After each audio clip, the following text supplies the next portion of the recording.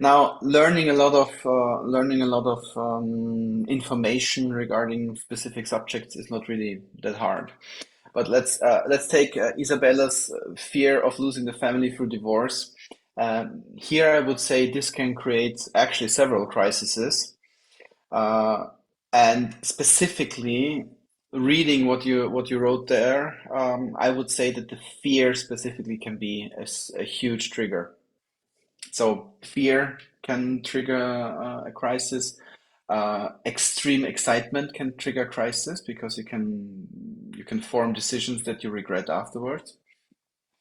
Uh, Solitude can create crisis. Whoever of you has lived for a while alone or switched the country and created a new persona, a new existence, I assume that most of you have. Looking at looking at the Motivate community, there is actually a specific term for this kind of cultural crisis, which is called a culture shock.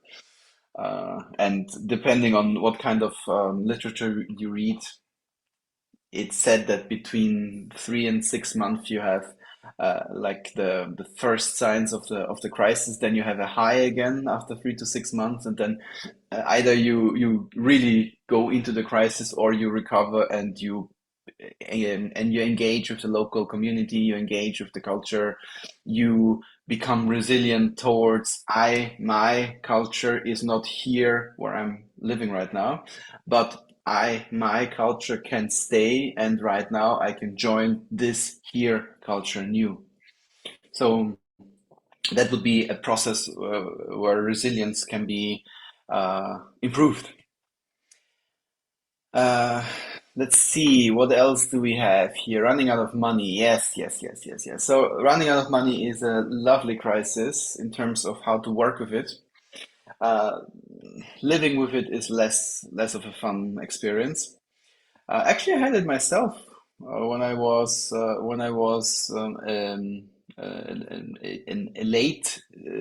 late pupil, an early student. So in the beginning of my 20s, I actually had a huge inheritance, and I didn't get it because of business reasons and business rules and ignorance, or not ignorance, but the lack of knowledge regarding Polish law systems. I'm half Polish, so that was there was a country crossing uh, inheritance. But since it didn't work, I actually lost a lot of money. And at that time, I really could have used the money.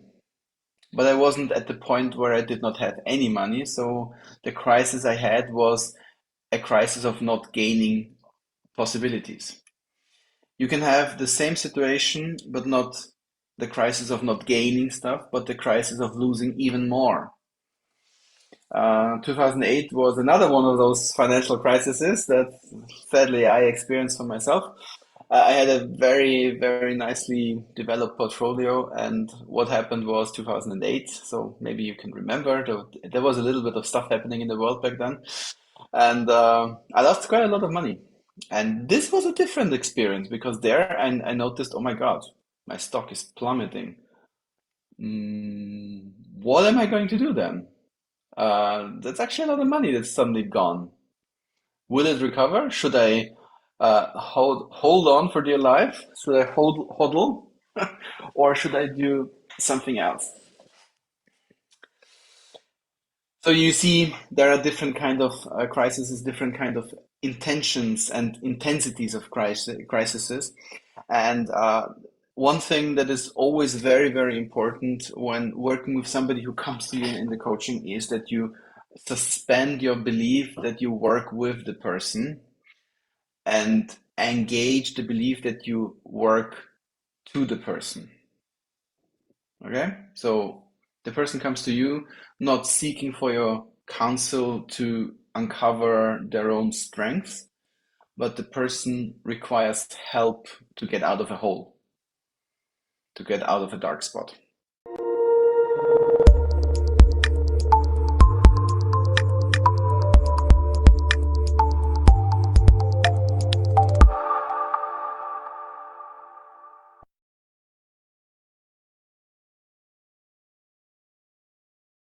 And I want to remind you of this message. Yeah, the work that you do, yeah, it matters. It really do matters. And I want you to celebrate that. Yeah, whether it's in this moment, just savor the work that you do and the change that you are making in those that you impact, because that is beautiful. Now, Motivate Community, this is a collective space for forward thinking coaches and practitioners in the realm of neuro linguistic programming. So, when you hear we say NLP, yeah, that's what we speak about. And we serve as a hub where NLP enthusiasts and professionals converge to ignite transformative change in themselves and their clients. Now, the mission is simple, that is to empower coaches with the tools and insight rooted in NLP to elevate their practices to new heights of excellence. And this is just a nurturing, growing environment where members can access the training, collaborate with peers, and foster continuous growth. Now, if you want to catch up with all of our previous sessions, these are recorded and uploaded to YouTube by the team. Adrian has really, put together a body of work where you can access all these trainings from other professional coaches so you can make sure that you're always sharpening your saw. And today we have one of our, world-class trainer, yeah, Phillip Effenberger. Yeah, and he has been on this journey with us for quite some time. And Philip is a certified counselor, corporate trainer, and at heart an empathetic coach. Philip has been shaping powerful, prosperous, and healthy mindset both online, offline for over 10 years. That's almost older than most of us here. Yeah, he enjoyed connecting theory with practice through his wealth of experience. And as a former IT security expert and graduate in translation studies, he adept bridges conflicting ideas for international audience, distilling unified actionable process for executive. Now, Philip strive on working with individuals who prioritize personal growth from young professionals to experienced entrepreneurs and senior executive. He is dedicated to optimizing your mindset and helping you become the best version of yourself. Now, today, Philip would be sharing on the topic of crisis coaching with AI, the good, the bad, and the ugly. And just like me, I know each of you are super excited to hear, what he's going to share. So, Philip, let me pass the baton over to you, my friend. Thank you. Let me take the figurative bowing to you. I mean, I can somewhat show it, but that's the amazing and awesome thing. Like, just to put it plainly, it's awesome that what we do that matters, that we actually can do over online sessions, over an online setting. That makes us independent of wherever we are, but that also makes us able to actually join the people where they live, where they love, where they do whatever they do. When somebody tells me, "Oh my God, I have a really huge problem right now, and I don't know how to get out of it," and I have an online coaching with that person, I can ask her, okay, show me what is it exactly? What is happening there? And the person can actually take the freaking camera and show me around in the room, in the place, can show me the reasons why something doesn't work, can show me maybe also the feeling, the mood feeling that the room conveys, and all these kind of things. So online coaching has a huge benefit in contrast to the live coaching, which the live coaching can hardly catch up with. You can only catch up with if we actually visit the person at home. But that's a decision that you have to make for yourself, whether you would like to offer this kind of service or if you can offer this kind of service. Because obviously some clients are not exactly next door neighbors. Sometimes it's easily possible that your client is sitting somewhere around in India while you are sitting somewhere in Austria, or maybe it's the States and you have small little time divergence because you're in different time zones, and you are actually, whenever you see each other, you have just one proper working hour because of the difference. So, what I would like to point out here is that we are very flexible in online coaching. And the flexibility grants us several perks in our work that we can use. And let me make myself a little less wobbly. Well, perfect. Um, Online can grants us so many perks that we can use, but we actually have to work with those perks. And while people can come to our sessions, regardless whether it's a live session, a personal face-to-face session, or an online face-to-face session, uh, they always can have a crisis. And while they have a crisis, we have to work with them in a different kind of way. So today I'm going to talk about two things. One thing is the different kind of coaching that I apply while I'm working with somebody who is actually right now, right in this moment, in a crisis situation. A crisis situation is not a coaching situation. A crisis situation is where somebody loses the floor beneath their feet, where somebody loses the last breath while drowning under the water, figuratively speaking, of course, hopefully. uh, so, crisis coaching works differently than goal coaching, than achievement coaching, than personality coaching. That's a different kind of coaching. And nowadays, and with the developments of the last few months, actually, like barely a year, where it's really became mainstream. The second topic I would like to introduce to coaching, to a coaching mindset, is using artificial intelligence. Artificial intelligences, or well, the stuff that is called artificial intelligence, which is actually not. So, just a small spoiler, there are no artificial intelligences as of now, but let me talk about this a little bit later, because right now the intelligences are still pretty dumb when it comes to artificial. All right, so two topics: crisis coaching and supporting your coaching with AI tools. More specifically, in the second topic, I would like to have a look in what ChatGPT can support us with and how we can extend whatever we use there in terms of automations, because actually automations create a whole different kind of dimension for a coach and for more specifically for the coaching business.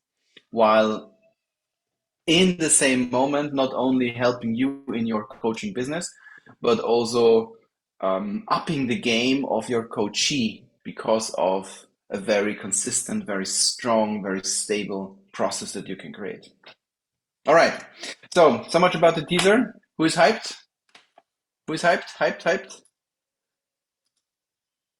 Yes, I see two hands up. I see the two smiles, three smiles. I see Yolanda. Yolanda's eyes just small, just over the verge. Very nice. Jay, very cool. So actually, I know a couple of you guys already for quite a bit, and I'm kind of like a recurring trainer with the Motivate community, which is very nice. Uh, as Dina already said, I'm doing this for quite some while. But I'm somebody who likes to try out things. I'm somebody who challenges the status quo. And who of you knows John Grinder? Well, it's actually his quote. Always challenge the status quo. But then again, there are a couple of people who said it, so apparently it makes sense to challenge the status quo. And in such, most coaching approaches most coaching approaches always say that the power lies within the client.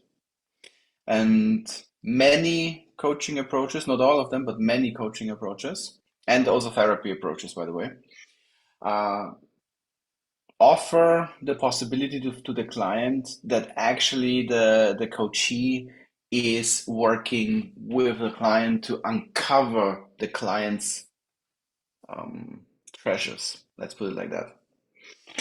So that's a very nice process because obviously you always have like end of being curious with your coachee. You can work with your coachee in a curious way.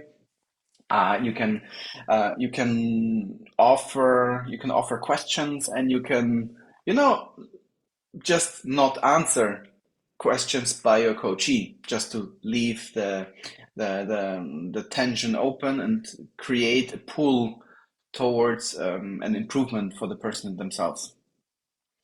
With crises, it's different because with crises, usually people lose their point of view, they lose wherever they can look, usually. People lose most of their abilities to take a step back and look at what's happening, create an overview, create an understanding of the situation, create threat assessment, risk assessment, and so on and so forth.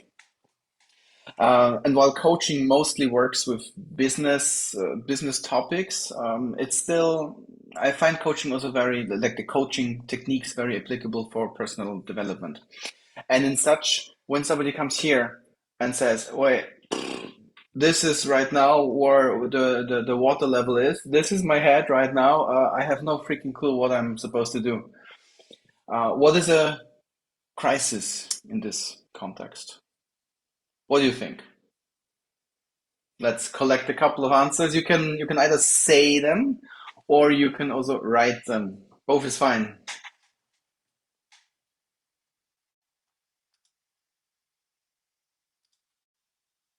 So, what is a crisis? What do you think?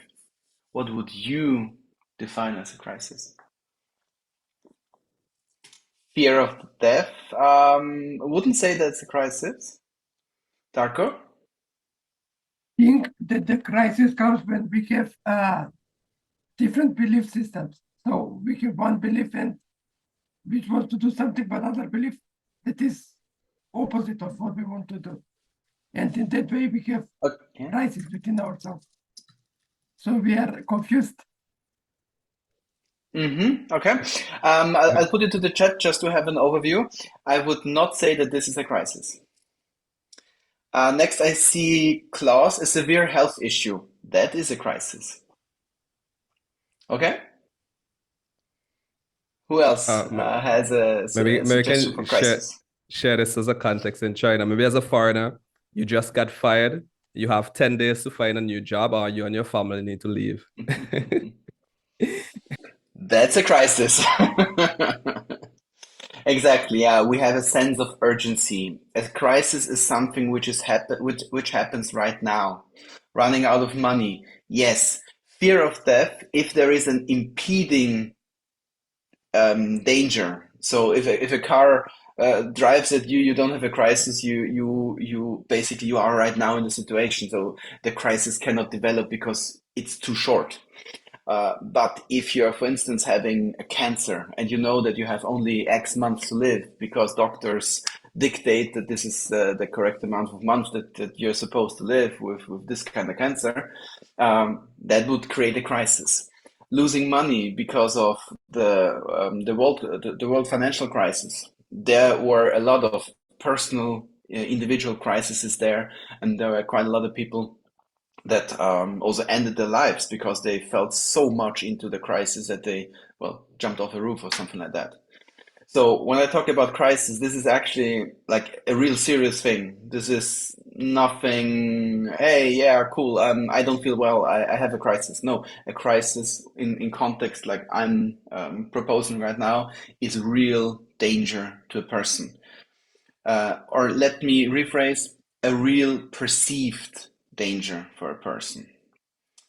And let me emphasize it perceived a little bit more because obviously we're different. Everybody of us had the life's experiences, and all of those life experiences were more or less easy or hard. You all of you had some kind of crises to go through, and you emerged a new man and a new woman with new abilities, with a new perspective, with a new resolve, and maybe also with more resilience. And I had a very, very, very funny experience as a younger student. Right now I'm 40, so it doesn't quite look like. But anyway, so when I was 25, I was playing in a band, and we were traveling to the UK, and we did a tour there. And our drummer was at the time, he was 8 years younger than I. So he was 18. And in Austria, when you're 18 or when you're 17, 18, when it depends on when you're born, you're in the last class of school. and you have a final exam. It's called Matura in Austrian. Maybe German speakers will know it more as Abitur, but basically it's the final exam of the school. There is a name in English, but I don't know. So sorry for cultural ignorance here. Sorry. uh, in any case, we were at the tour, and he was telling me about all the stuff he had to learn or he has to learn for his final exam. And I was listening to him, and at that time I was finishing my bachelor's in IT security, and for me it was like, okay, I have an exam coming up, right? What book I have to learn until when and how thoroughly? And for him it was, I have my final exam, I have to learn 50 pages in different areas, and additional for other areas where I have to write a small thesis kind of project. And I was thinking like, okay, so what the hell? I mean, you have your subjects, just, do them, 50 pages, like a couple of hours and you're done with it. Yeah. I mean, I assume I don't have to explain why there was a cultural crisis there. So Dino, Daco, I'm taking the cultural crisis here. For him, it was obviously a huge deal. Like, oh my God, I have to learn so much. For me, as a student, I already passed my final school exam several years. It was like, okay, yeah, I learn this amount of information on a monthly basis, or even less. So it's not a challenge. Whatever, do your stuff. Come on. And this disparity was basically my resilience becoming bigger towards larger subjects to learn, because I had so many different kind of opportunities to learn huge amounts of content. Now, learning a lot of information regarding specific subjects is not really that hard. But let's take Isabella's fear of losing the family through divorce. Here, I would say this can create actually several crises, uh, and specifically, reading what you wrote there, I would say that the fear specifically can be a huge trigger. So fear can trigger a crisis. Extreme excitement can trigger crisis, because you can form decisions that you regret afterwards. Uh, Solitude can create crisis. Whoever of you has lived for a while alone or switched a country and created a new persona, a new existence, I assume that most of you have. Looking at looking at the Motivate community, there is actually a specific term for this kind of cultural crisis, which is called a culture shock. And depending on what kind of literature you read, it's said that between 3 and 6 months you have like the first signs of the crisis. Then you have a high again after 3 to 6 months, and then either you really go into the crisis, or you recover and you engage with the local community, you engage with the culture, you become resilient towards, my culture is not here where I'm living right now, but my culture can stay, and right now I can join this here culture new. So that would be a process where resilience can be improved. Uh, let's see, what else do we have here? Running out of money. Yes, yes, yes, yes, yes. So running out of money is a lovely crisis in terms of how to work with it. Uh, Living with it is less of a fun experience. Actually, I had it myself when I was a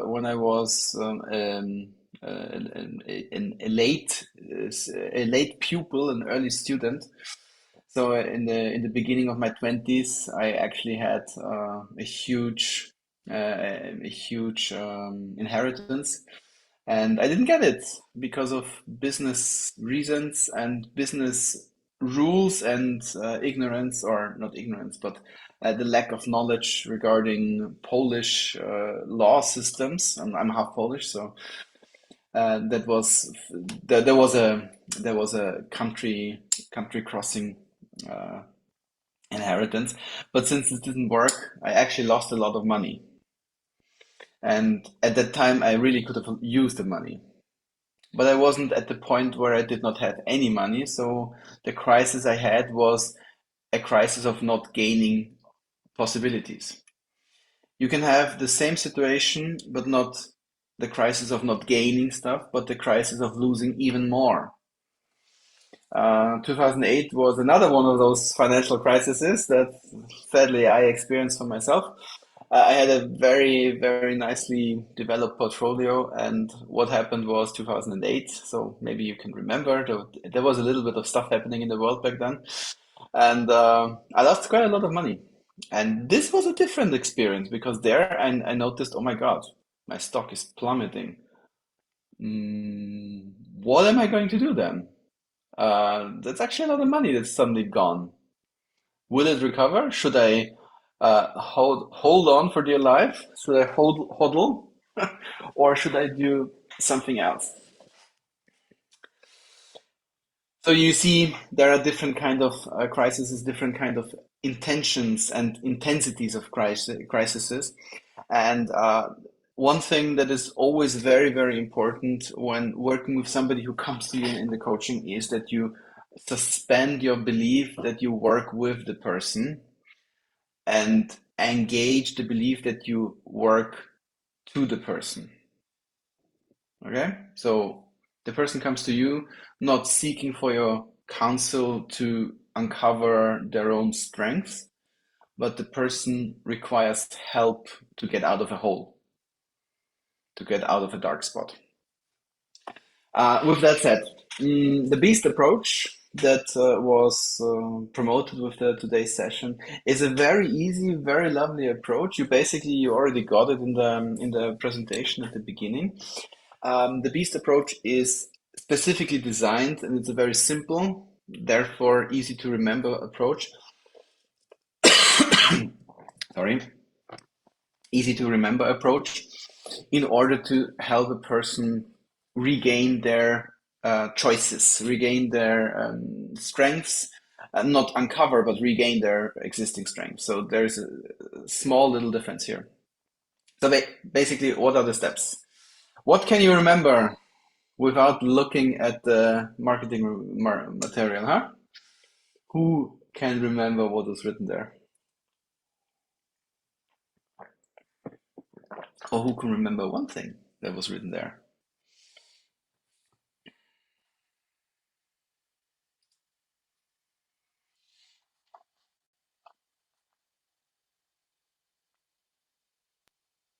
The good, the bad, the ugly. Yeah, but this silence might be exactly the thing that happens inside of you as a coach when somebody says, I feel really bad. I don't know what I'm supposed to do. And I feel like I don't have a place in this world anymore. And right in this moment, several things should happen for you. First of all, a couple of red flags should go up. So I don't know what kind of educations you have and what kind of permits coming from your home countries you have.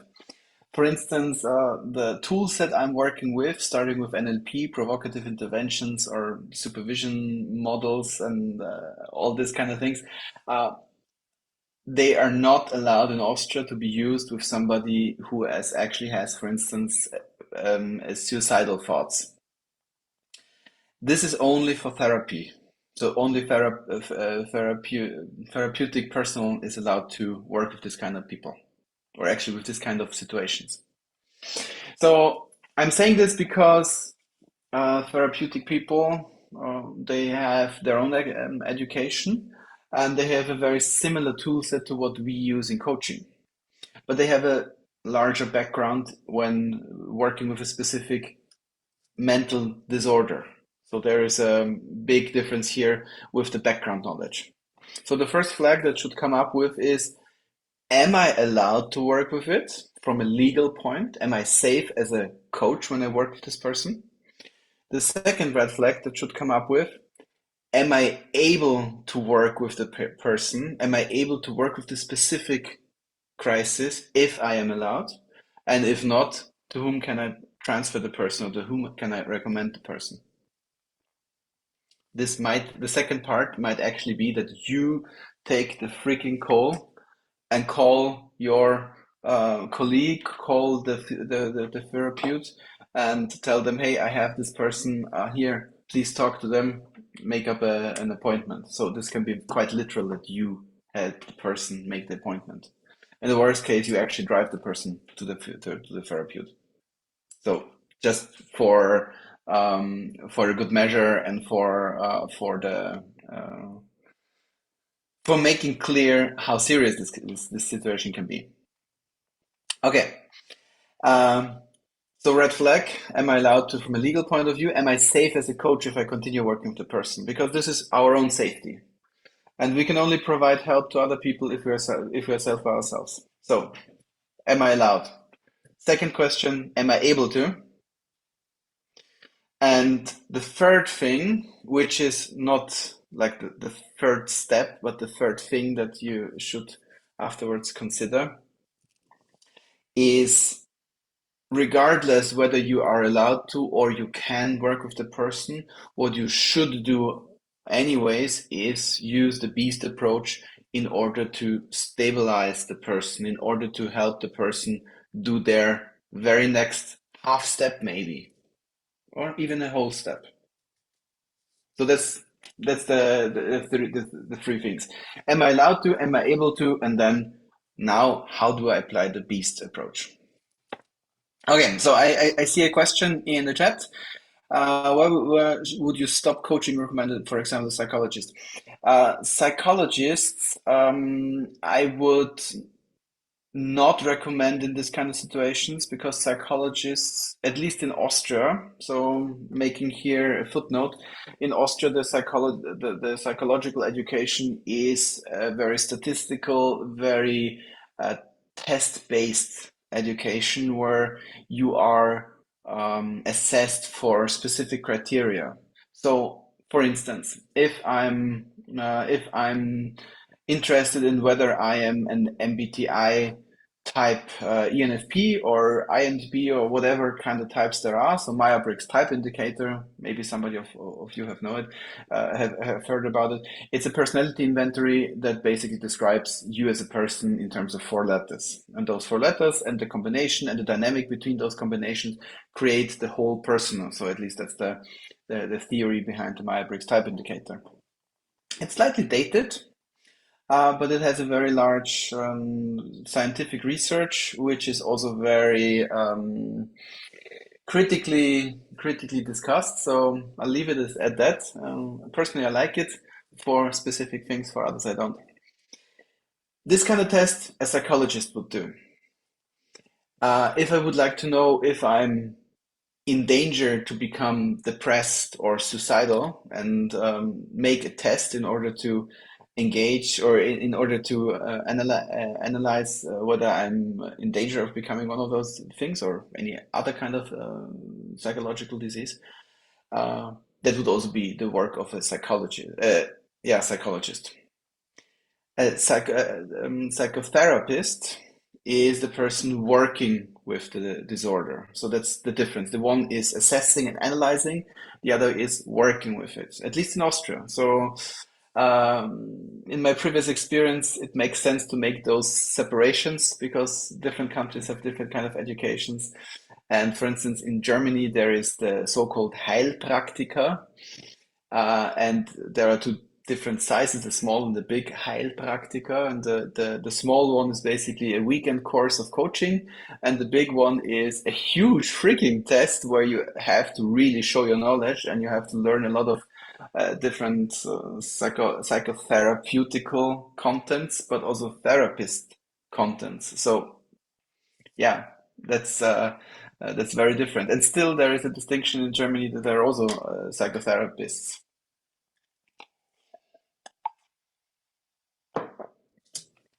All right. So, when would I recommend another person? When I notice, so basically, I have here at the wall. I can send you the link to it. It's a bit outdated. Uh, it's a bit outdated, but still, it provides a very nice overview of the international classification of diseases for the uh, psychotherapists. Yeah, psychotherapists. Yeah. Thanks. So what I mean is, for instance, this here, I'll send the link to the chat. Um, Whoa, that's a long list, long link. Do I have something not looking so horribly? Mm, mm, mm, mm, mm.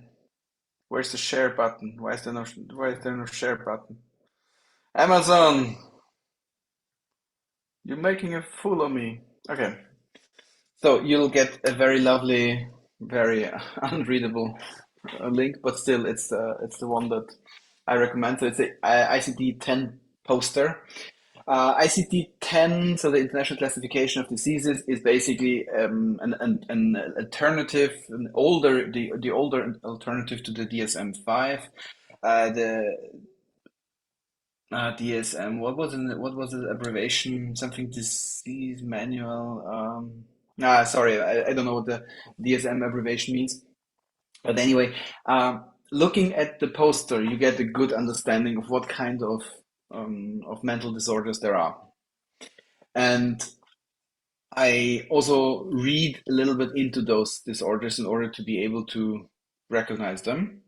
And when I recognize them, also to understand how far I can help a person with them, and where I am legally supposed to forward them to a psychotherapist. So that's very important, to know those disorders. Obviously, well, when you look at the poster, there are um, 11, yes, there are 11 kinds of mental disorders. Uh, and all of those kinds have dozens of subcategories. So, for instance, the F2 is the category, and it's for schizophrenia, and for seeing things that are not there. So schizophrenic people imagine things; they have a distorted reality, but they have one personality. Just as a side note. There I see 10, 15, 20, 23 different kinds of 27 different kinds of subcategories. Obviously, you don't know, like I don't know all the subcategories, but even if you read like the main category, you get a very good understanding of how the subcategories work. And one disclaimer, ICD-10 is old. Actually, the ICD-11 has emerged, and for instance, I like it a lot because in the F6 classification there was transsexualism and sexual disorders, which was a categorization of transsexuality, or basically gender, that was based on older values. Let's put it like that. So all those categorizations also are prone to interpretations by the people who find them. So use all of those with a grain of salt. And coming back to the crisis, because that's what we are here for, when somebody stands in front of you and they say, I can't do that, or I don't know what to do, or let's take the examples from before. What was the first example? Uh, yeah, Klaus, I live in Austria. Yeah. Uh, Yeah, fear of losing the family through divorce. Let's take Isabella's suggestion. So, fear of losing the family through divorce. Person comes to the coaching and says, I don't know what to do. My love life is horrible. My connection doesn't work anymore to my wife or to my husband, whatever. I can't do this anymore. I need to break up. Or I want to do it, but I don't have the strength anymore. And you can see that. Actually, I had one case where the woman came to my coaching session, and when she entered the room, like the place where the coaching room is, I already saw that she was tense as heck, like super everything. And then she entered the room, sat down, and I asked her, "Okay, so what shall we talk about?" And she, like, after half a sentence, she started crying. So obviously that was not a coaching, because obviously she was right in the middle of it. And asking her, okay, so how do you feel about it, would have maybe not been the best question, although it would have been a good coaching question. So here you see the difference. And using the beast approach is super simple, because basically, and I've already demonstrated it a couple of times today. Uh, Secret demo. Uh, Let me just copy and paste it here into the chat. Very good. Now, what I'm about to send you has an order, and the order is helpful, but it's not set in stone. I find the order to be rather natural and also comforting from perspective. Me as a coach, when I'm confronted with a crisis, I also have to work with my own emotional connection there. Because obviously, when somebody starts talking to me about their crisis, I might have something that is triggered in myself as well. Because, well, we are all human. So we might be connected if somebody tells a story in a very strong way. There is the concept of state choice, which I very highly recommend in the NLP practitioner or in the NLP master practitioner that Adrian takes care here. So state choice is basically like one of the fundamental strengths in coaching for myself. And there I just choose the kind of emotion that I want to join. So the beast approach helps me next to my inner state. It helps me to work with the other person and in a specific way. First, I ask the person who is there for the person. I start understanding what kind of relationship the person has to me, understand that the person right now requires me to be more directive, more assertive, more supportive, more loving, more giving, more whatever. So it's building rapport, but in a very, very specific way, because obviously the other person is not at their A game. So the first thing, building relationship, really goes into having a strong rapport with the person. Why is a strong rapport necessary? And don't answer because it's necessary for coaching, but considering crisis. What do you think? Why is rapport necessary in the crisis?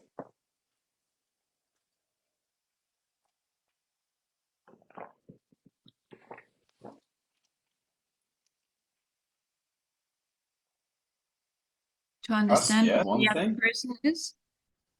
Yes, yes, for good, stronger understanding than usual, yeah.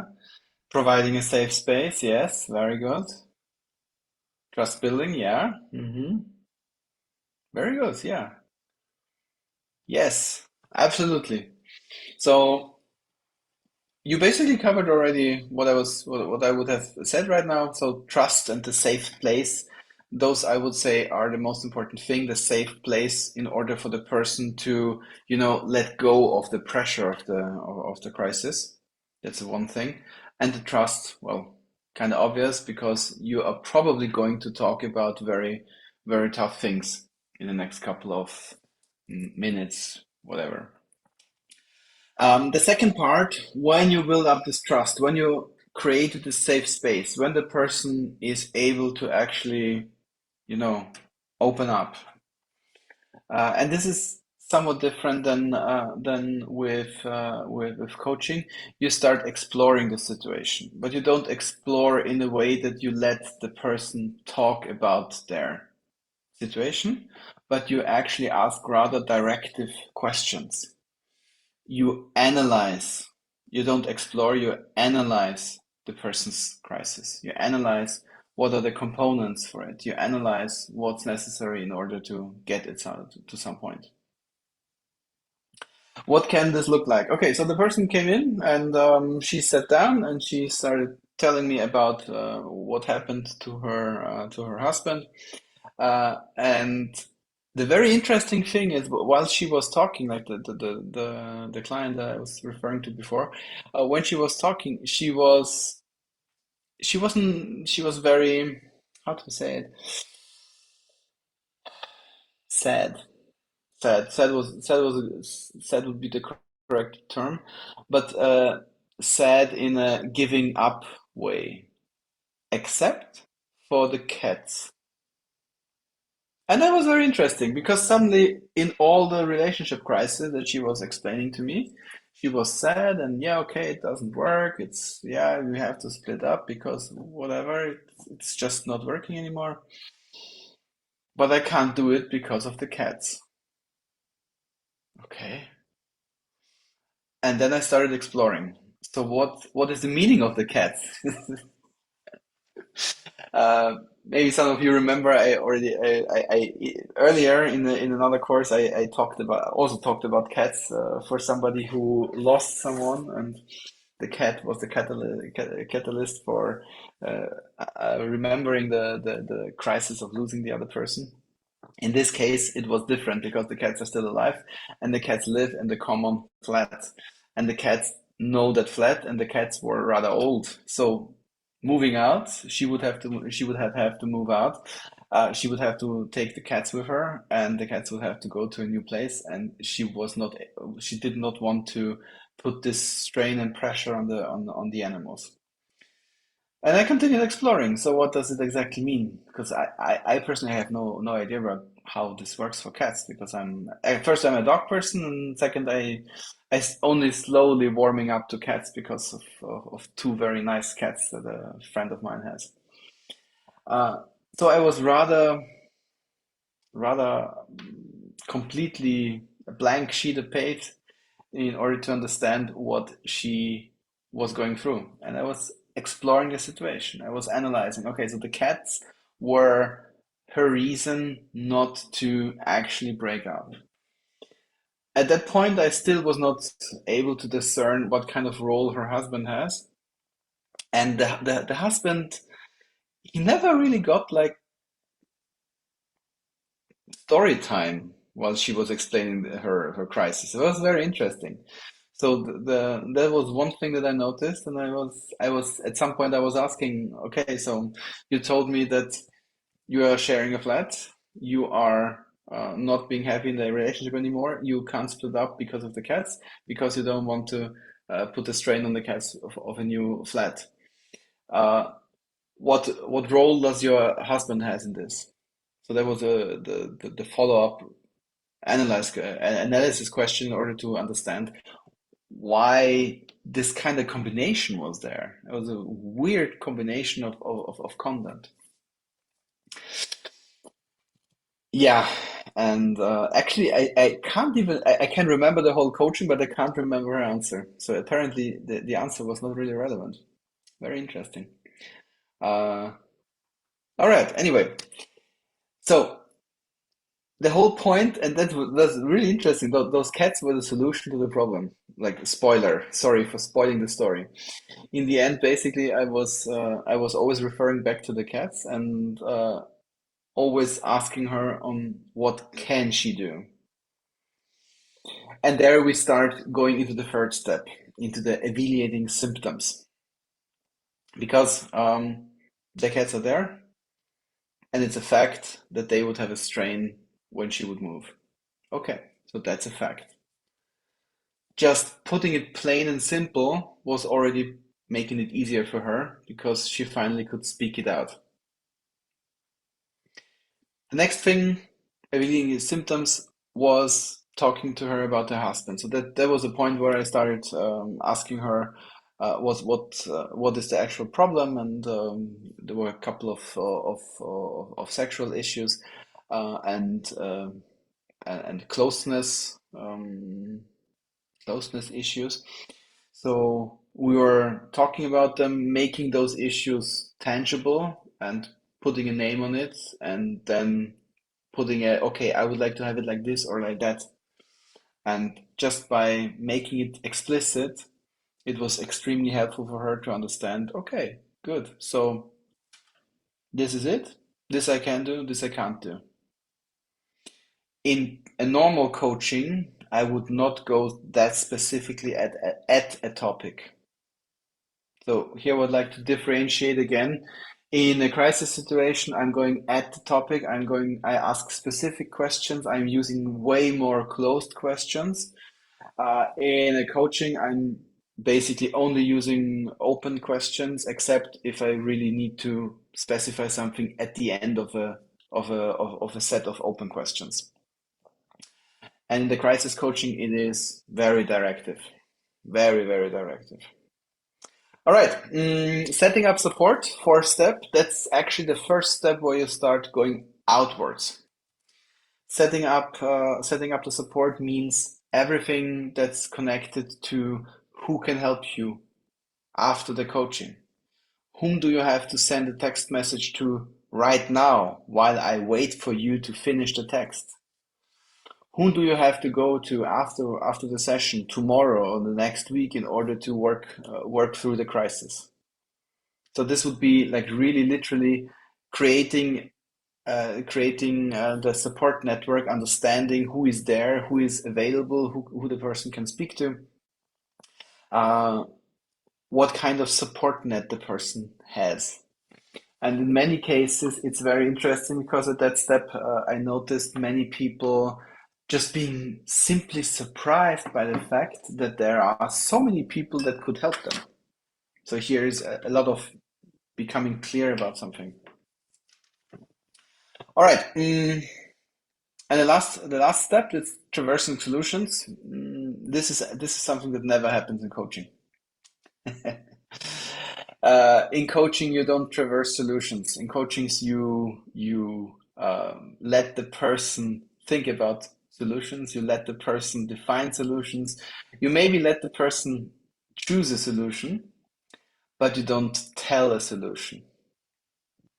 And in case of traversing solutions, when it comes down to crisis, you actually, based on what you talked before, you tell the person what to do next.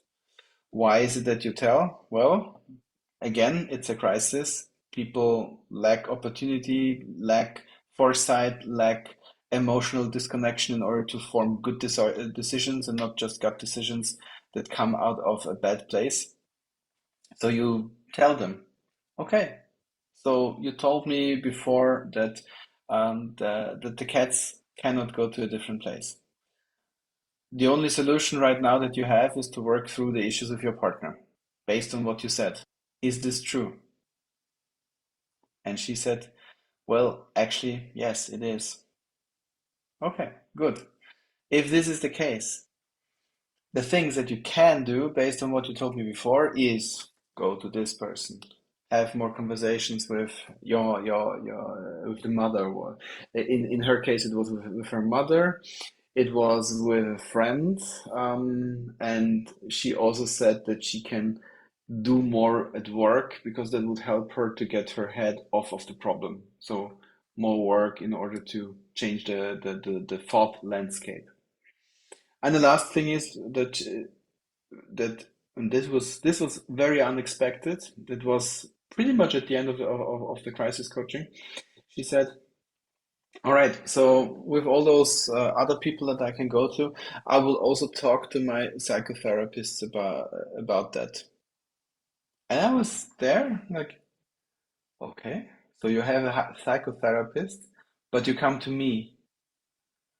What kind of rapport do you have with that person? I did not ask that because that would probably create a whole different other kind of questions, or even open up probable questions that can burn through on the long run. So I just kept that for myself. But keep this in mind: just because somebody comes to you does not mean that they don't have already somebody helping them professionally. I mean, they might even have several coaches. All right, beast approach. I guess it's simple, right? How do you like it? Let me see some uh, thumbs up or thumbs down or questions, depending on how much you like it. Quite an interesting approach. Yeah. The last part, as you said, is a bit unorthodox to most coaches. So I posted in the chat. I was wondering when you meant traversing the solution, you're being directive with the information that the client provide, not necessarily what you think would be the best solution. Is that correct? Actually, it can be also what you think. And that's again, it is a crisis. I would never do this in a regular coaching, but in a crisis, as because of the lack of different opportunities, or the lack of choices, I would not refrain from using my own knowledge to actually help somebody find somebody specific helping them, like for instance a specific psychotherapist or a specific coach, or a person that already went through a coaching with me, and I know that he or she went through this exact problem and has experience. I would suggest to talk to that person before I ask, okay, can I create the contact? Obviously, because I'm bound to the GDPR. So But yeah, traversing solution means like you're forwarding it. as well, yeah, can be forwarding in term, as in forwarding to somebody else, or what do you mean? Yes. Yes, yes, yes. Yeah. Oh, because it was now a lot, but I'm not exactly sure like what means traversing. Uh, Forwarding it to someone mhm. else, but also give like direct solutions in a way. Traversing in this context means that you collect possible solutions. You Mm. decide whether you are, as a coach, able to help the person in the long run or in the medium run. So that's the decision whether or not you forward to somebody else or not. And you tell the person, based on the coaching that happened before, what kind of solutions would make sense from your point of view. So Mm. this is the huge Yeah, I uneasy know. Mm. style of coaching, because obviously we never ever suggest to people what to do. We let them find it by themselves. But yeah, as I said, crisis. I have another question. Is there a limit to how much solutions you wanna traverse during this particular period? In some cases with clients, sometimes I figure, three is good and one is always best. So to get them take quick action. However, in this situation, is there any suggested amount of solutions at the end? Can be. Um, I would calibrate this based on what I get from the person. For instance, the client I was talking to before with her cats, at the end of the coaching, she was at the place where she was again able to form own decisions. So the crisis intervention was actually only one session, and she figured out what to do. And in the later coachings, it was okay, it was done. So it was one specific point in time where the pressure built up just above the level of what she could take. And with the crisis intervention, with the strategic intervention, as Joshua and Bernadette said, very good, it became back to a manageable level. When I have somebody, for instance, who is uh, like the money issue that I read before, somebody who loses money and has months ahead of themselves uh, to figure this out. That's a different kind of beast. That's different because usually these people have a lot of like continuous crises create a very much higher pressure on cognitive functions.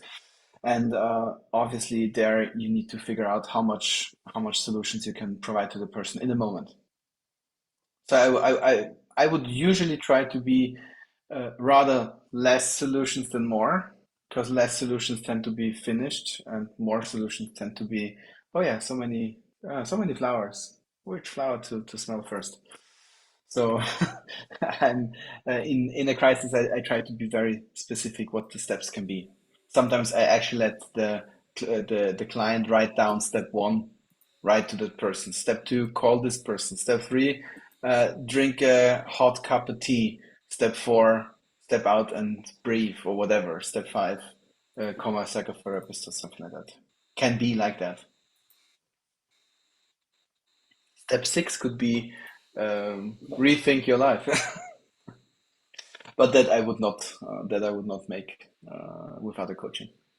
Okay, Jay, I see your mic is open. Yeah, so thank you. Very interesting topic, and one that's giving me uh, a really interesting conundrum between. I often work in men's groups where we get men who are in crisis, and we do it in a group setting, and it's Mm-hmm. nothing illegal about that.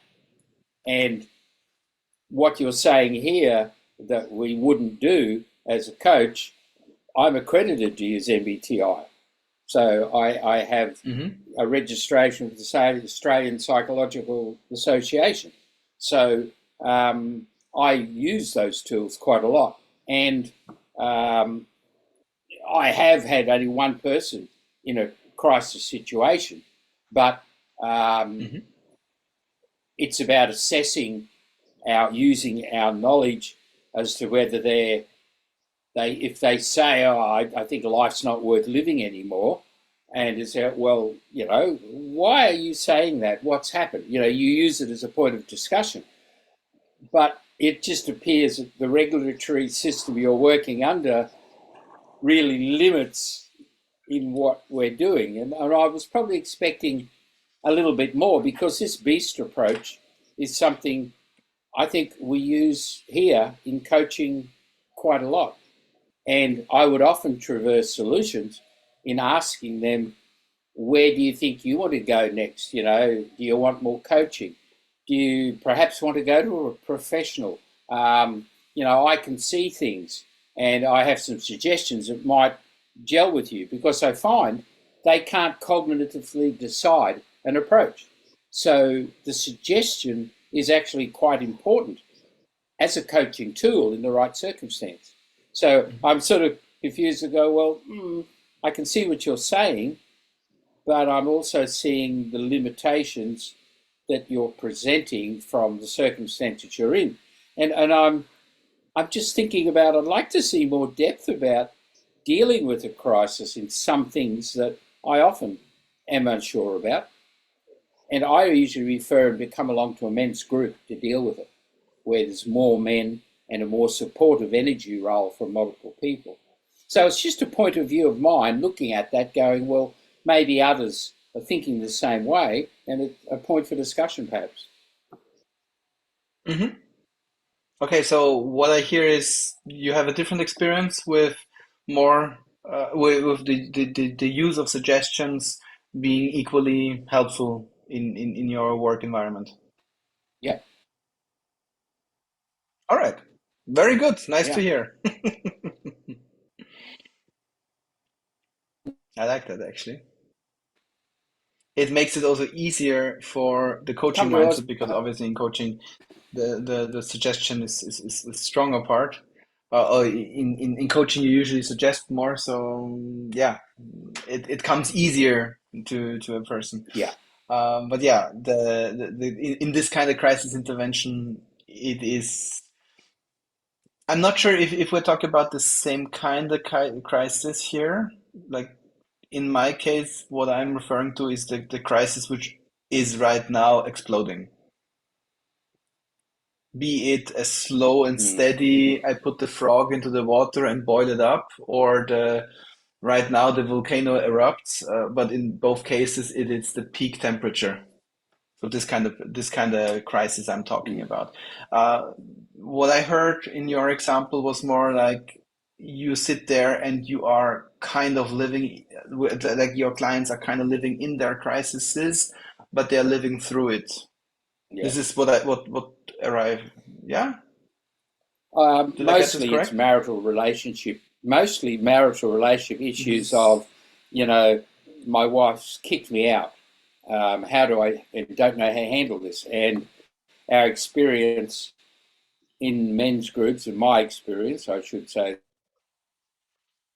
tells me that that is a crisis situation because we have too many men taking lives of wives and children and things like that. So I see that as a crisis situation, and we have Yeah. some processes to deal with that. And I've got a support network. So mostly it's that, or men going, I've been twice the last few nights, I've thought about killing myself, and I'm here because someone said maybe I should do this. So they're sort of in this uncertainty. Usually they're in that state where they would not take their life because they're looking for help.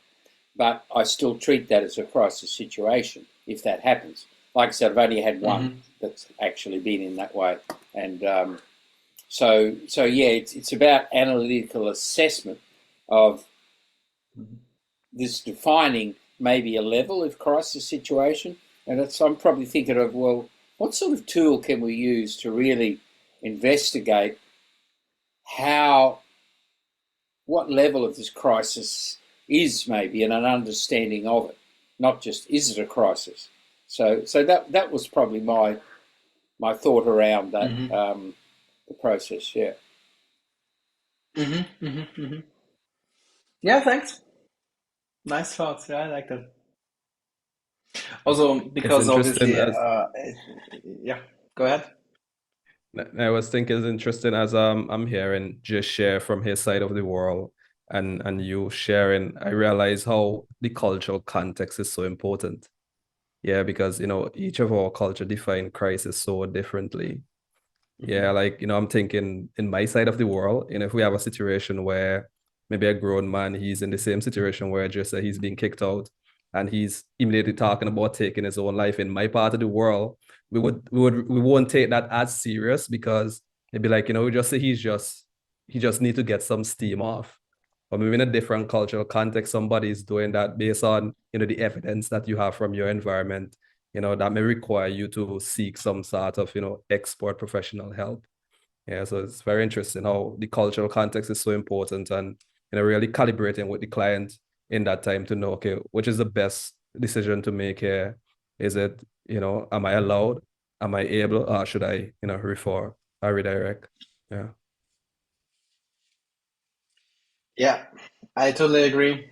Culture is usually a key which unlocks way more locks than what we suggest. I find it always interesting just to see easy differences or misambiguations based on language, for instance. There is a lovely comparison in German and English.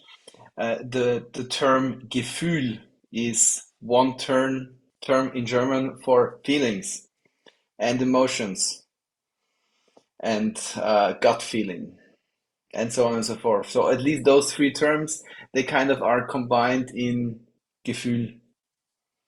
So it's a very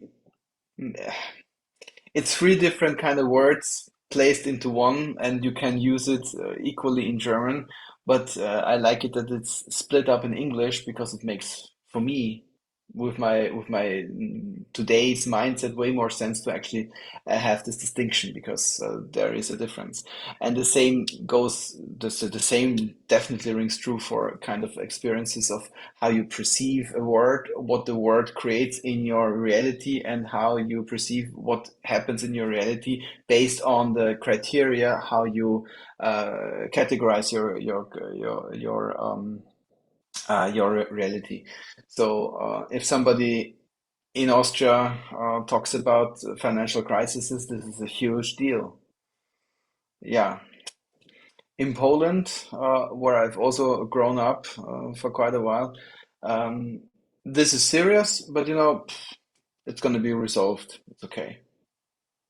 So a very different kind of perception, like just talking about something with uh, just talking about something regarding financial is like off limits in Austria. Um, in German, there are also different kind of words for emotion. Like Yolanda just wrote to me that there is also Gefühl, emotion, and Bauchgefühl. Yes, there is. There are more. There are more terms. I'm referring to what is the typical term to be used. Bauchgefühl is, for instance, something which would be the gut feeling when you translate it word for word. That usually helps, but it's not that broadly used, at least when you look at the Duden, for instance. And with emotion and emotion is different, because emotion is based on the feeling you have right now in the moment, and emotion is more the feeling that you have over the span of a time. So there's actually a difference in definition in the two languages, even though it's the same word. False friend, so called. Um, One of the tools we use in physical action, like using a cricket bat to beat the punching bag until they're exhausted. It's a very effective anticipating anger and calming the mood. Yes, so uh, we have the first anger room in Austria, in Vienna, and I'm so happy to at some point try it out, just for fun, just for fun, smash stuff. But yeah, there are certainly people who wouldn't go there for fun, but actually to, well, deal with the crisis or with the perception of crisis. And Mariusz wrote, Polish people are always in financial crisis. Yeah, it's a cultural thing. True, yeah. All right, Mario, it's your turn. Just wanted to go, Yeah. No didn't want problem. to skip the line. Okay, Mario, go ahead.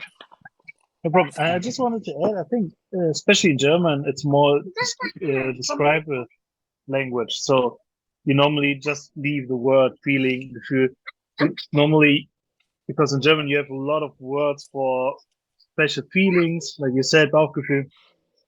So normally you use more than one word to describe a feeling. And it's also like in some language it's different how to use it.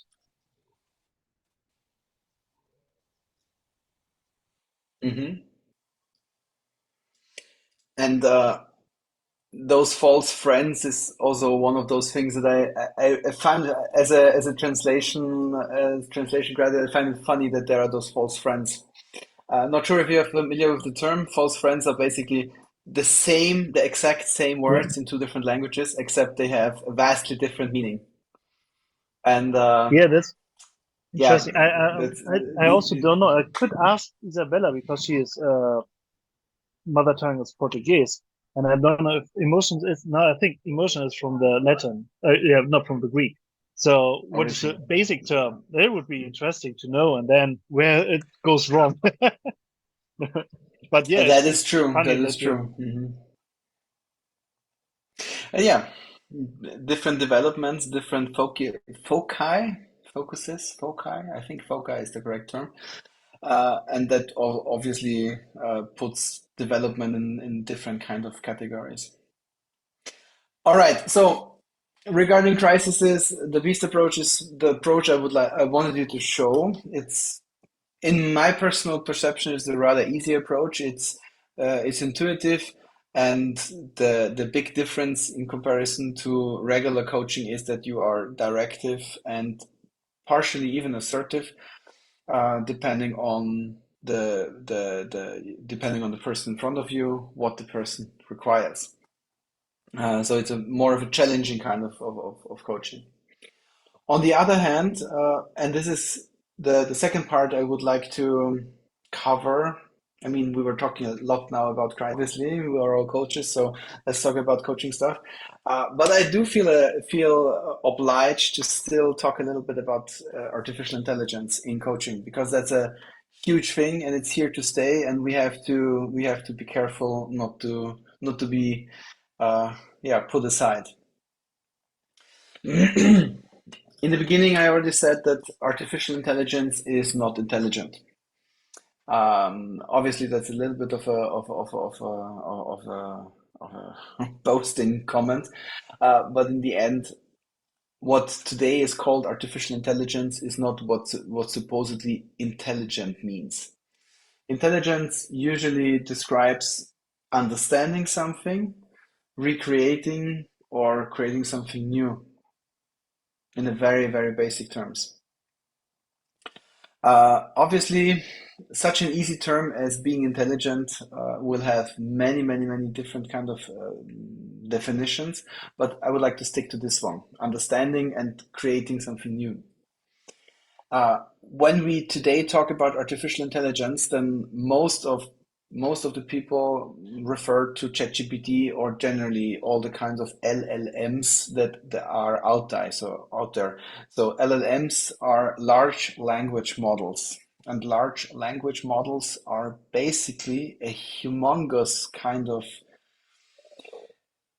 correlation between one word and another in a language.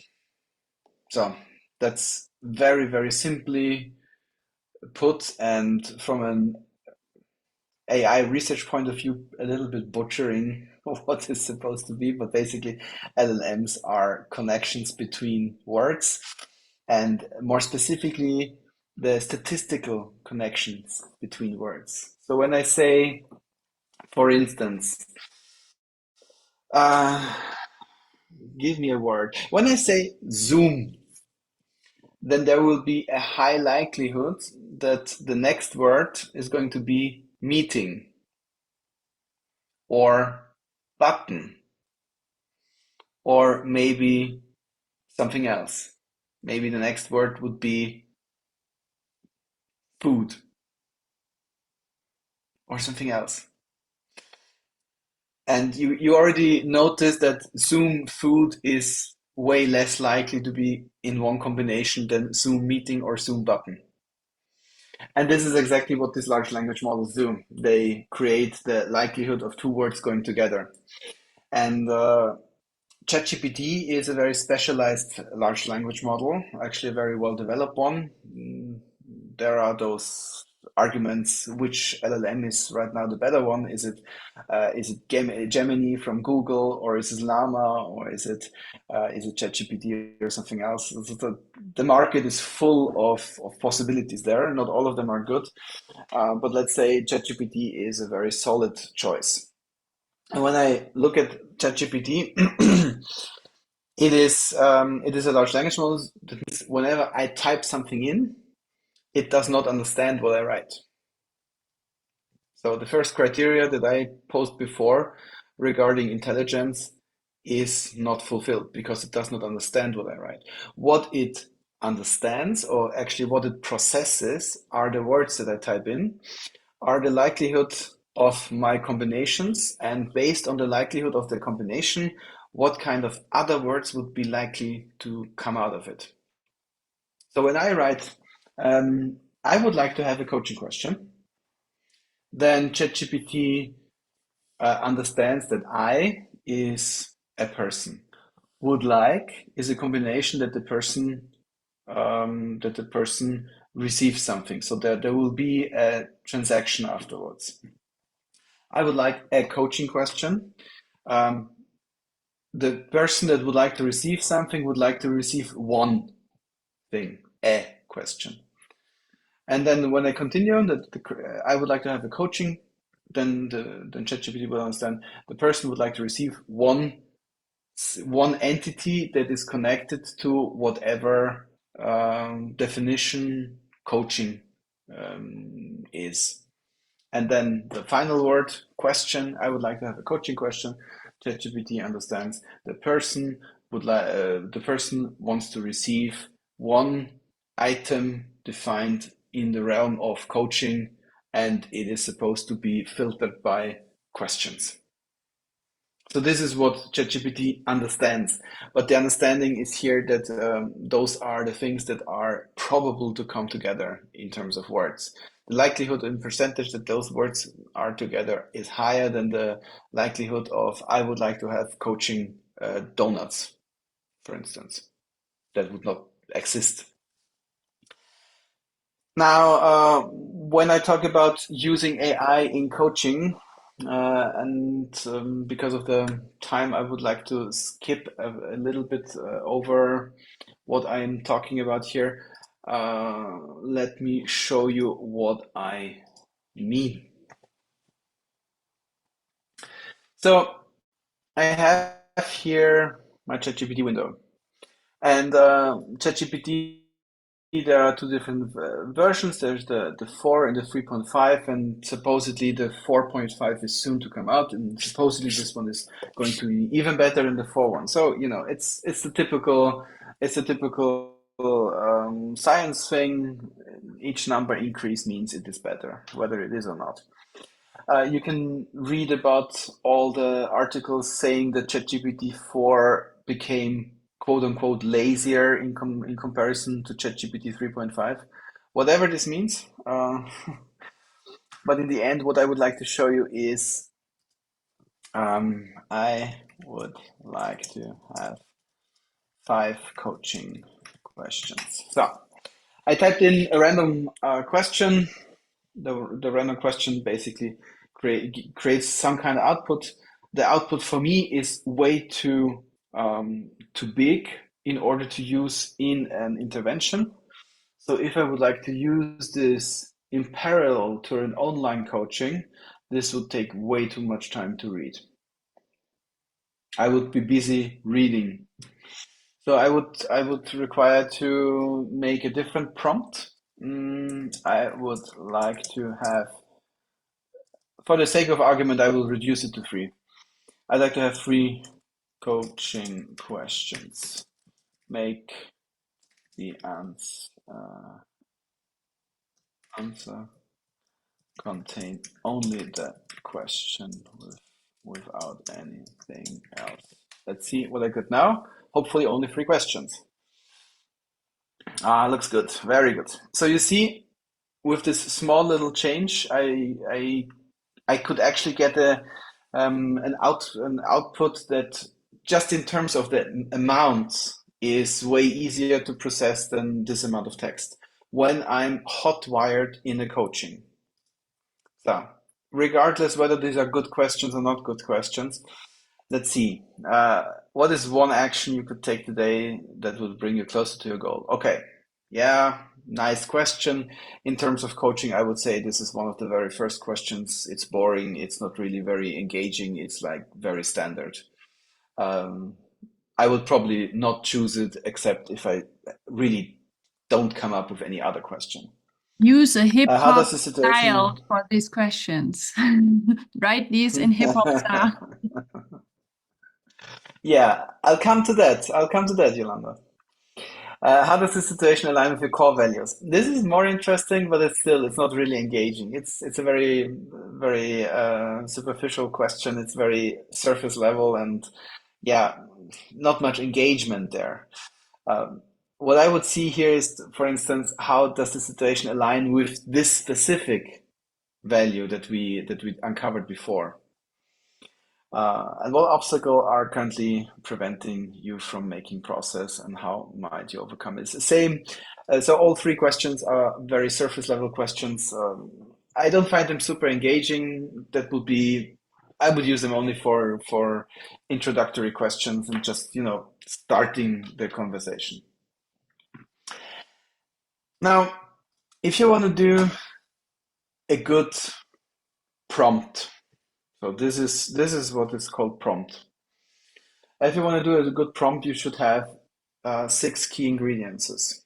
And Dina, I would be happy if you could write them down. It's anyways rather easy. So first thing is you require a persona. And a persona could be you are a business coach or you are a life coach. Let's do a life coach. You are a life coach working with people who are interested in MBTI. Let's catch up what Jay said before, because I like MBTI. At this point, when creating this prompt, I don't know whether this prompt is going to be successful because I don't know whether ChatGPT know what MBTI is. So in order to make this explicit, Myers-Briggs type indicator. All right. So that would be the persona. I could even elaborate more on what kind of persona the answer is supposed to be, but let's continue. The next thing is I'll put some context there. Your clients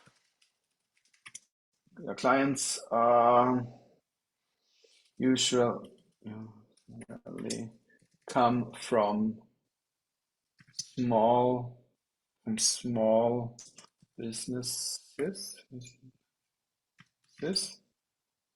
yeah, and are interested in becoming self-employed.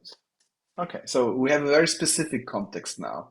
People who actually want to do a life-changing decision, and the context becomes different. So the questions will be different.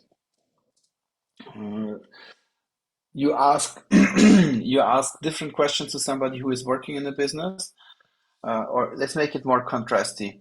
It comes from large companies, and interest becomes self-employed.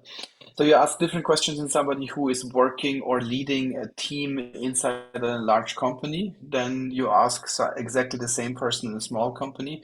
Then you ask somebody who is self-employed and has only contractors. Then you ask somebody who does not work at all because they had a big inheritance, for instance.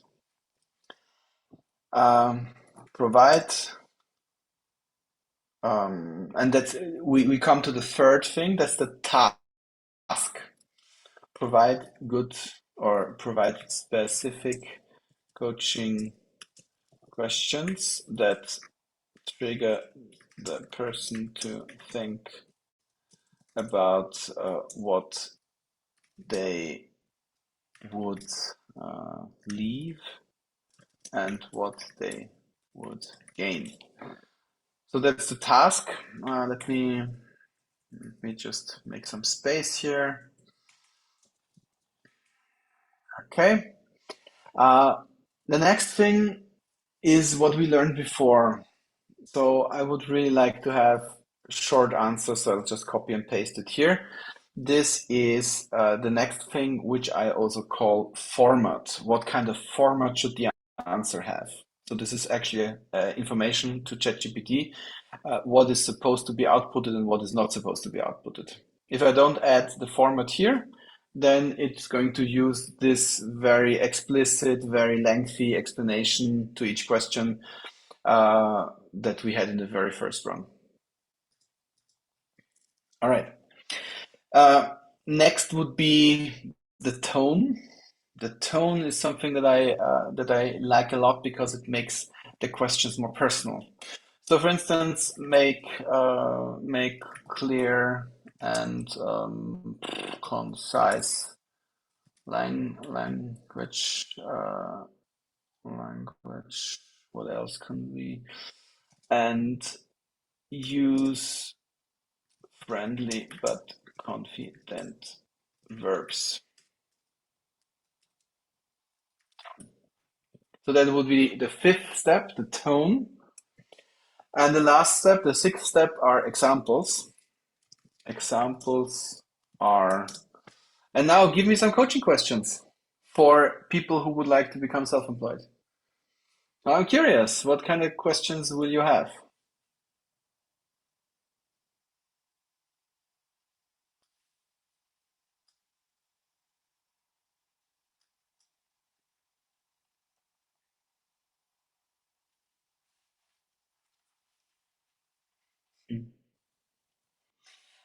Regarding what you wrote, Klaus, I do use ChatGPT in preparation for sessions. I don't use it hot-wired in terms of right now, but I do hot-wire them to the topics.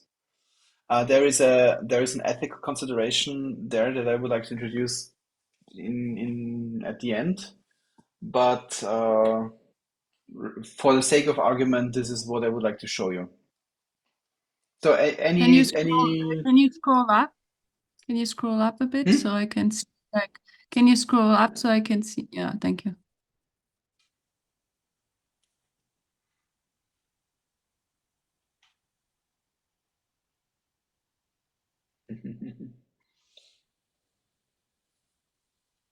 Think about okay, so what? if you Oh.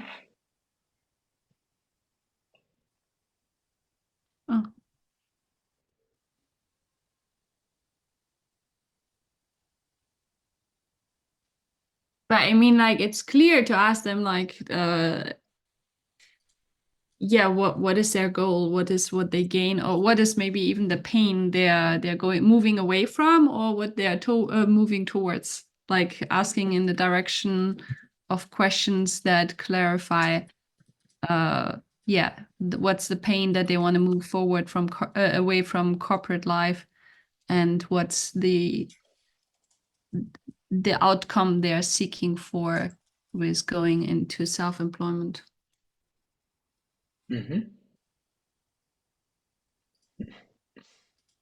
Okay, so let's use those two examples. Now I could just type it in and it works. Okay, so that's easy. I'll get answers and everything is cool.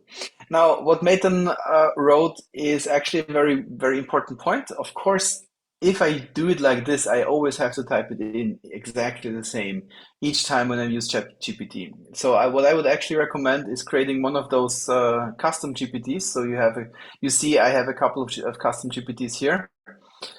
You can create a custom GPT when you go to Explore and then Create. And what happens is you can either create while discussing it with ChatGPT. So what would you like to make? I would like to make a coaching GPT. So, and then it asks me and starts creating it. That would be one way. I prefer the other one because this is, well, I don't know. It's just too slow for me. Although I like the name, so I'll keep the name. Coaching motivates. So. And then here I have, when I do the guided process with GPT, I get like a proposed prompt, or I can just add my prompt that I would type in the other one, like when I would do it by hand. So the GPT acts as a coach, providing guidance, motivation, support, seeking. It will offer personalized encouragement. Yeah, okay, that sounds okayish. It will. That's a very good point. Not providing medical, legal, or financial parts. Yeah. Yeah. Okay. So we can keep this between persona and task. So when I add the prompt from ChatGPT here, I can update it. It's going to be here. Very nice. So whenever when I save this custom GPT and I ask them coaching questions, it's going to work every time with the same prompt. I don't have to hit it every time in. And I have a custom GPT. I can also, for instance, say it's going to be only shared via link, or I can actually put it to the store. Apparently not anymore. Or I have it only for myself. All of my GPTs that I create, I have only for myself because it's just me working with them. The reason for this is what I wanted to say before, the ethical considerations. So the GDPR and all the similar kind of law regulations regarding personal information prohibits to share information. So when I have my coaching motivate ChatGPT here now, this is the one that we just created. Give me 5 coaching questions for the ending of a coaching session.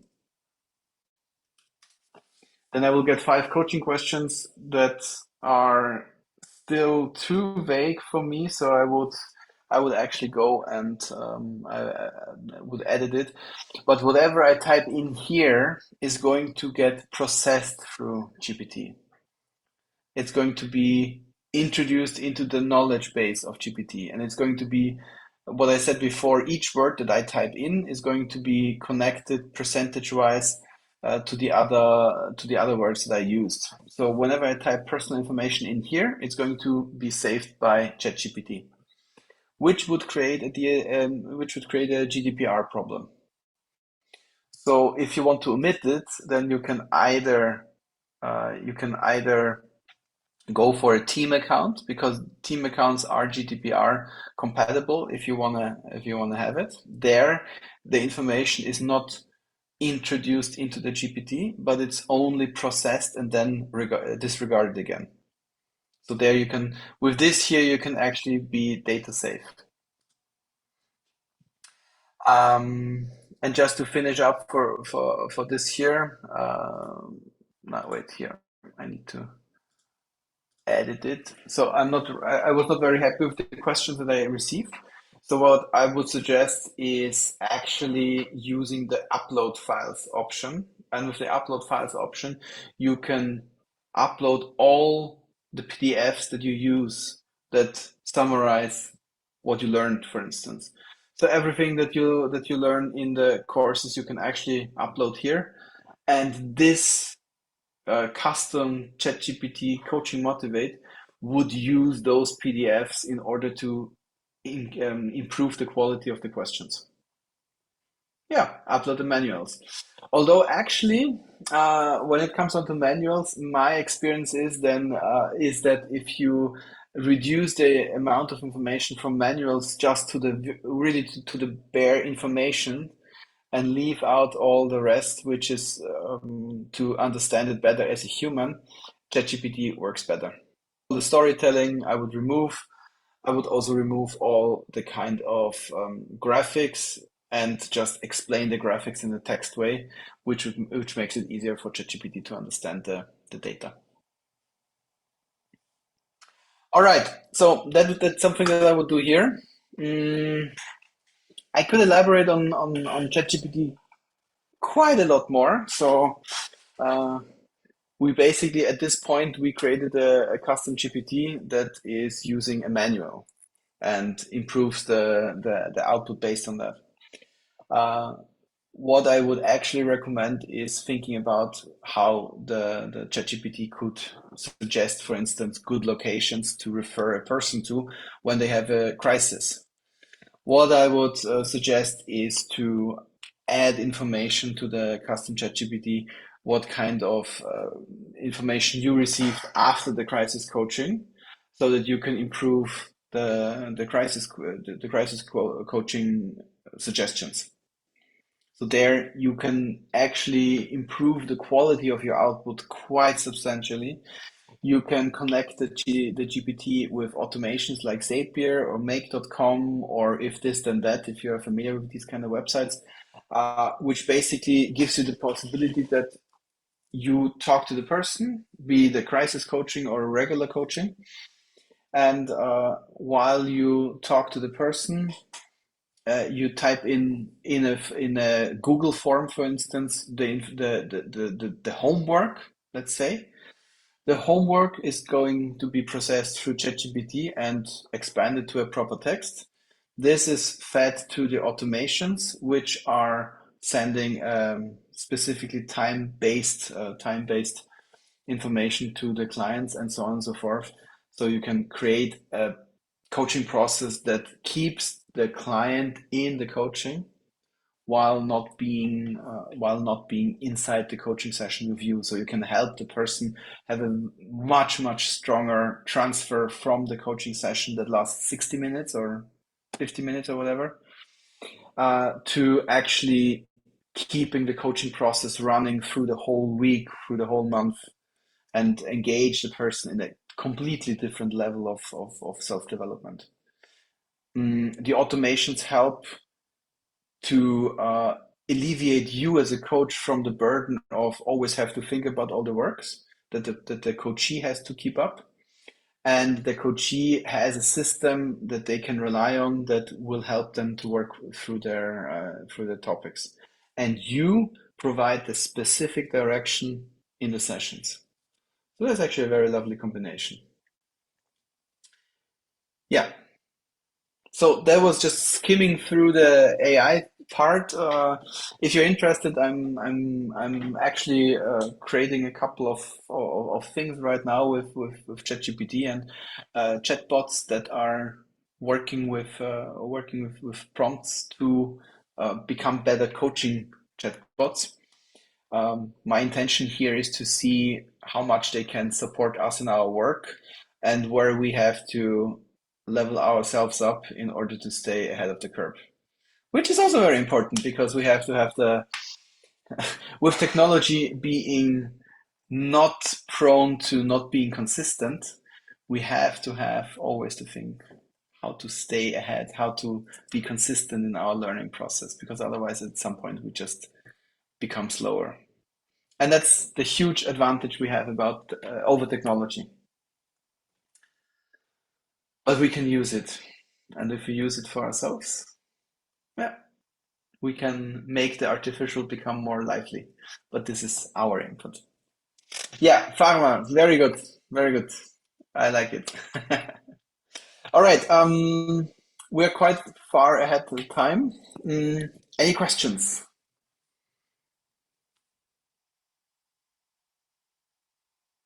Well, my question would be, how far along do you see AI, the idea of AI in today's world? How far along do you think it have before it could facilitate close to human like coaching conversation? Because I think with these tools, ChatGPT really highlight the idea of perception. Yeah, because that's what it actually creates. It creates a perceived experience. So based on your experiences, based on your expertise as somebody, who is deep in tech, yeah, how far along do you think we are to see that reality in the coaching space? Yeah, give me a moment. Give me a moment. 5, 4, 3, 2, 1. There you have a coaching bot that already can do that.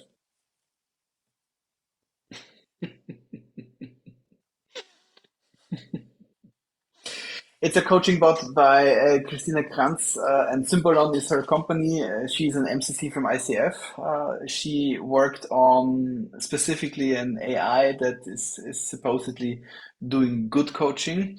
And it's very interesting because her coaching bot is specifically tailored to do close to human coaching to have close to human coaching capabilities, also with saying, I am just a coaching bot, I'm not a human coach. Let's do the coaching on this artificial intelligence base. So that's the frame that starts the coaching bot with. It's very interesting.